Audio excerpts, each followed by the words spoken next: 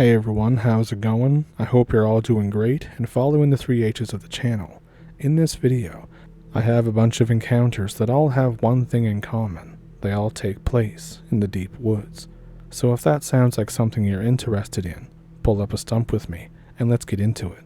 Thank you for watching. This all happened back in 2007. I went out on a hunting/fishing trip with some college bros way up in Alaska.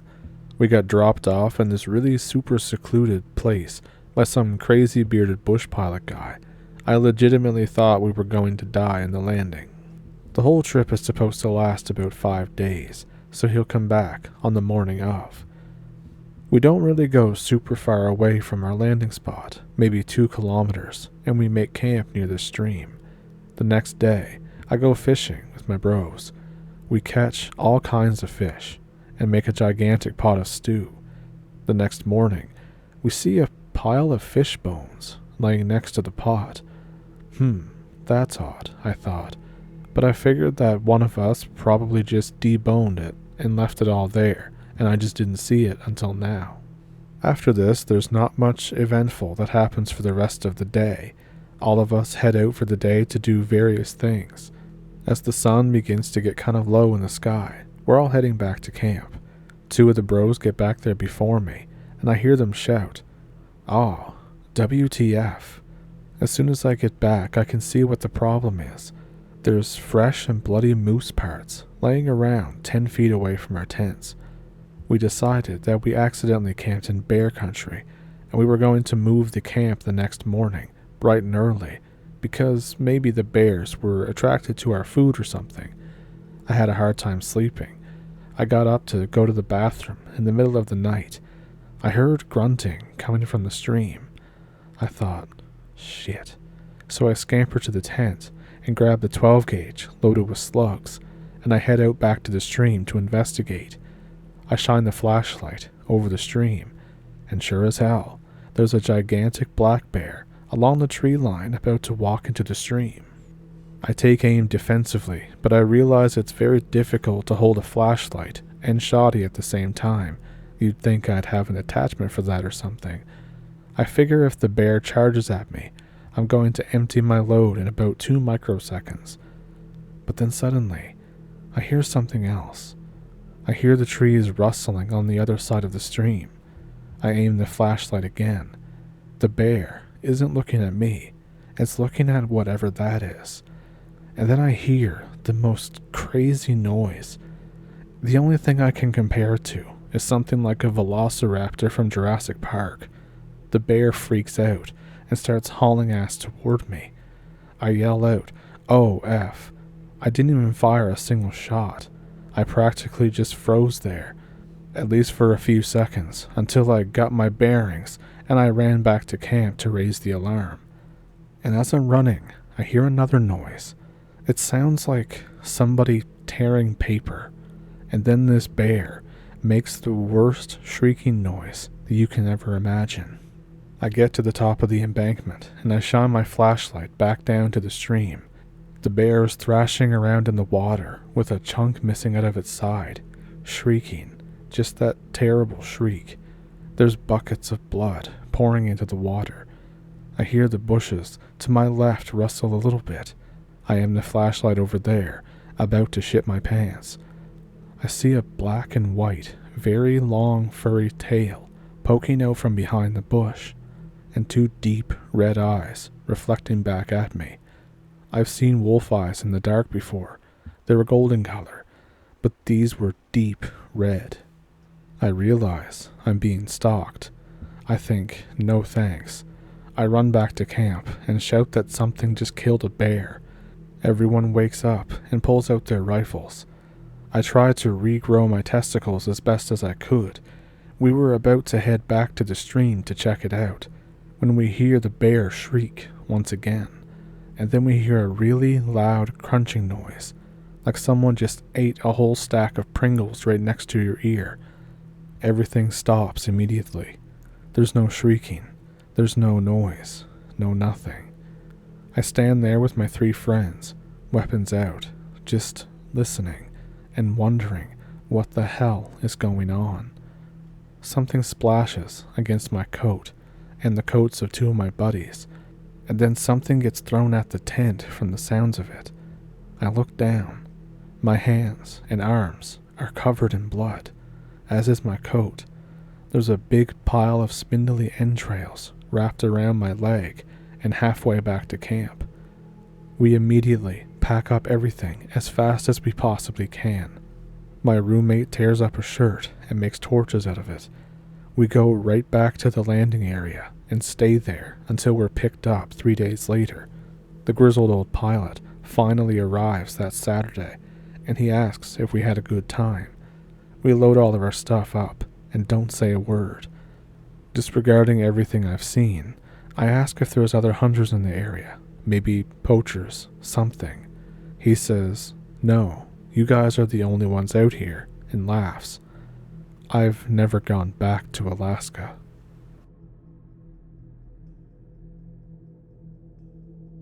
This first story happened on June 21st, 2014. Me and my buddy took a really ratty aluminum boat that we found in the woods 15 miles down the river. Nobody was anywhere close for miles.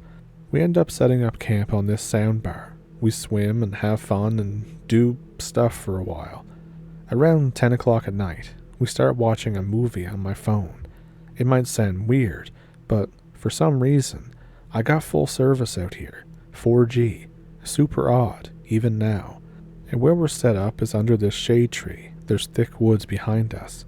We can hear a bunch of stuff moving in the trees behind us. Almost every time we go camping, some weird stuff happens. I'll share those stories in a bit, so we know what to do by this point. We grab our rifles, very quietly, and assess the situation. We look at each other and nod, and shine the lights behind us. We hear whatever it was run away. We then move our stuff around a bit, so we have our backs to the river instead of the woods, and we build the fire up higher. Eventually we finish the movie, and we're all tired, so we decide to throw a bunch of wood on the fire to go to bed. I'm at one end of the sandbar. This sandbar is probably about 150 yards long, and maybe 40 yards from the woods to the river, and he's on the other end. I can see his flashlight. And suddenly, right in my ear, I hear, "Shh." Against my first instinct to just run away from the noise, I shut up and stop. And then I hear a very low guttural growling. I shine my flashlight into the woods where I heard it. I see 3 or 4 coyotes that seem to be stalking our campsite. After trying to scare them off, and being unsuccessful, I end up putting a couple rounds in each one. I yell to my buddy about what happened. I sit there, confused for a while, about the noise. Then I go to bed. In the morning, all the coyotes are gone without a trace. I can't help but think that what we heard in the woods wasn't just coyotes. Another story. So I live pretty far in the woods myself. I have this barn-type structure on the property, and I was in it at around 1:30 in the morning. I was carrying my trusty flashlight attached to my rifle. I was walking out of the barn, and I hear a little girl's voice say, "Daddy?" very clearly from the woods beside me. I spin around. I shine the light. Nothing. I ask who's there. Nothing. I then joke. I say, "Well, come in the house if you need anything." But after standing there and the whole situation kind of washed over me, I got this really crazy primal instinct that took over, and I just sprinted back to my house, about 100 yards away. I try to get some sleep, but I can't because of the adrenaline. I get up and I go on the internet for a while, and then I hear a knocking on the door, and I thought, oh shit, maybe there really was a little girl out there. I go to the door and open it. There's no one there. No trace. Nothing. The rest of the night, I clutched my rifle. And ever since that night, every time I'm in that area after dark, I feel as though I'm being watched or observed, and my adrenaline starts pumping again. And I've tried to just stay there until the feeling wears off, or try to figure out why I'm feeling this way. And I'd stay there for as long as I could, but every time I have the urge to take off running, and it lasts until I actually do. But this next story isn't from me, but it's the same guy that I went on the boating trip with. He hiked out to his cabin by the river, about 8 miles away from the truck. The cabin was locked, so we just start a fire and chill. As soon as it starts getting dark, it becomes more apparent that we only have a one-person tent between the two of us. We end up breaking into the cabin through the window. Now, through the window is a small bedroom with 2 beds, and then there's a wall and a door leading to the rest of the cabin, and the door is also locked. So I try to sleep in there, but it's so hot that all we do is toss and turn. I get determined to open that door with my knife. I eventually do get it open, and I clear the cabin. There's nothing abnormal in there, except for this really creepy attic and a dead rotting rat that fell into the toilet. After a little while longer, we cook chili, minus the rat, and I start hearing loud knocks from different sides of the cabin, including the roof and the floor, and this cabin is on the ground. There's no crawl space. Suddenly, a heavy lamp falls off of a windowsill. We're thinking that someone's trying to screw with us, so we grab our guns and go outside. We look everywhere, around the cabin and everything from where the knocks were. We find, as you can imagine by now, nothing, and we go inside and sit down to continue talking. And then we hear this high-pitched screech that comes from somewhere out in the woods. We both burst outside, and he shoots into the woods in that direction because he said he saw an eye reflection. We clear the rest of the area and go back to where he said he saw the eyes, but there's nothing there.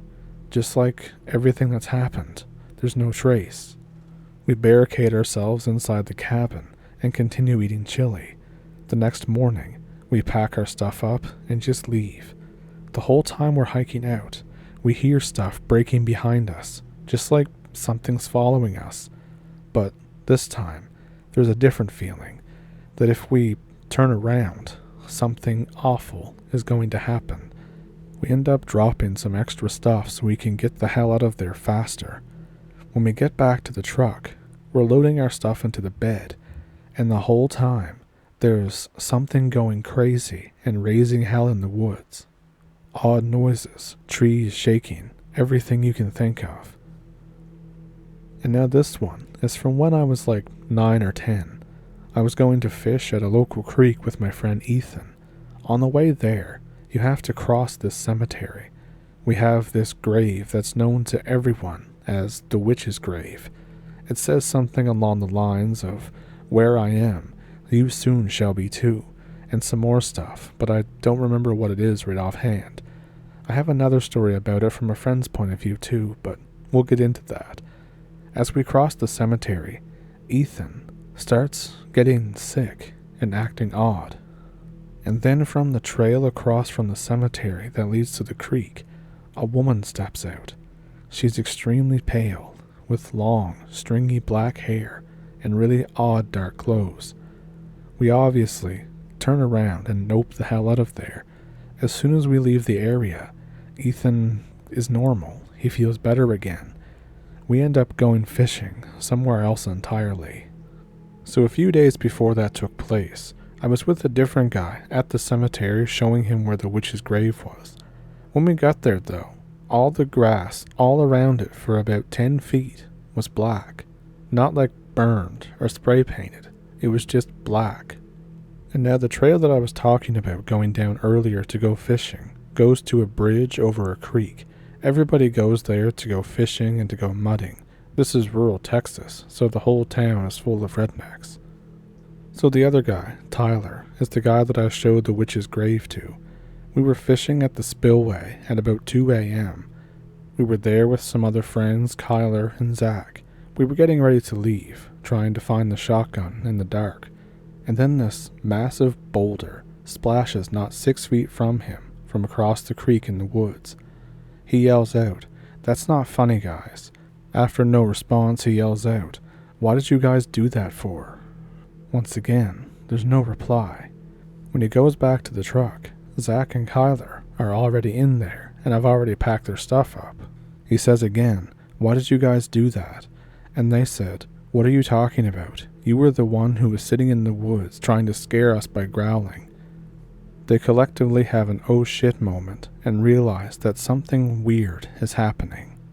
They start the truck up, and as soon as the high beams turn on, they see something bipedal and huge dart off into the woods. I could tell by the look in their eyes that they were telling the truth too. The woods out here are so creepy. And here's another little short one. This is with the same guy that I always go camping with, and some weird stuff always happens. So we're at his house. We were super bored. We decided to go backroading and just exploring in the woods. We went to a gas station for peace tea, and then we left on our way. After an hour of drifting and stuff, we come up on this perfect dirt road for drifting. We get to the end of the road. There's about 30 very old graves. Each of them are 10 feet tall. As we're looking at these gravestones, we realized that the woods around them are just unnaturally thick. You wouldn't be able to get through them at all. It's closer to a wall of vines than any sort of woods that I've ever seen. And then a guy dressed in all black steps out from behind a gravestone and begins walking toward us. At that point, we cut a perfect donut and just get the hell back to his house to play some video games. Another time, I was with another friend named Nathan. This was just after a relatively large bonfire with like 30 people there, which is a huge party for a town of 1,000 people. Everyone else had already left by this point, so we're just sitting on the tailgate, just talking about guy stuff. We hear some rustling around in the woods. It's fairly loud. I shine my light in the area, and I pop off a shot in the area just for shits and giggles. The next morning, we come out to pick up our cans and trash and stuff. We find a coyote disemboweled, belly up in between our trucks. After that, I just got the hell home. And if it wasn't obvious by now, my town does have a cult presence. Everyone knows about it, and a lot of people have encountered them in the past. This is a super creepy town. So this was my friend Kyler from the other story. His house is on a 20-acre piece of land, surrounded by a 400-plus acre deer lease, or many deer leases, so it's always extremely quiet there. We were sitting on the front porch, eating sunflower seeds and drinking tea at midnight. Moral of these stories is generally go to bed early and these things don't happen. This is one of the times when Friday the 13th and a full moon occurred on the same day. So we started hearing this chanting stuff. We immediately knew who this was and what it was. We grab our guns, and then it takes about 3 or 4 hours to get to his property line on foot without using trails. We can hear the chanting very close, but we can see the glow from the fire. We sneak up as close as we can to this demon meth blood fire party thing, this cult meeting. It's 30 or 40 people gathered around the fire wearing nice clothes, chanting in a weird language around this fire. We decide that this is way too many people to be messing with and try to leave. I trip and I fall hard backing up. Everyone stops chanting. Kyler takes off running and doesn't turn back. I get up and sprint off too. It doesn't seem like they followed us. A few minutes after we got back to his house, the chanting continued without missing a beat. We call another couple friends out there for backup because we're all scared. At around 9 a.m., I have to go leave for work. He says that just after I left, he heard the metal wash bins next to his house fall over. He went out to check it, his gun in hand. There was a raccoon or a coyote skull sitting on his porch in front of the door, and his shed was on fire. He puts it out fairly quickly, so there's not much damage, but at that point, he wanted revenge. So he grabbed some extra clips, bolt cutters, a propane torch, and headed for that clearing that we were at just the night before. He gets there and keeps following this trail that's attached to the clearing. He finds a small white shed about a mile down. He cuts open the padlock on the door and opens it up. There's just stairs going down. He goes down and there's this underground arena type thing. It looks like high school bleachers on each side, and a pentagram on the floor, because of course there is. He said that it smelled like death and burnt popcorn, his exact words. He torched everything and left, and ever since then, we haven't had a problem with the cult people.